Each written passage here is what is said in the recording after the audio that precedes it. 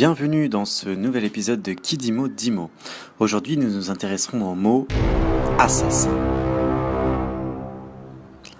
L'histoire fait la part belle aux assassins célèbres qui changèrent le cours de l'histoire, comme Ravaillac qui poignarda Henri IV en 1610 et finit écartelé en place de Grève, ou encore Lee Harvey Oswald qui abattit Kennedy à la carabine en 1963 à Dallas.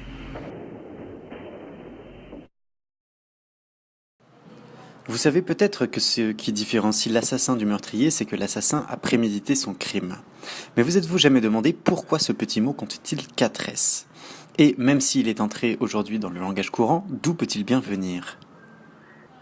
Du latin ? Non, le latin utilise davantage le terme de sicarius, qui provient de sica, poignard, ce qui a donné sicaire en français. En réalité, le mot assassin nous vient d'Orient, et plus précisément de Perse. Au XIe siècle, une grande partie de la région fait partie du sultanat seldjoukide, un empire créé par les Turcs venus d'Asie centrale et qui s'étend de l'ouest de la Chine actuelle à la Turquie. À cette époque, un prédicateur chiite ismaélien du nom de Hassan Sabbah tente de répandre l'ismaélisme, une branche du chiisme, dans l'Iran sunnite de l'époque. Persécuté par les Seldjoukides qui ne voient pas d'un bon œil l'essor du chiisme ismaélien, Hassan Sabbah finit par se réfugier au château d'Alamout, perché sur un promontoire rocheux non loin de la mer Caspienne.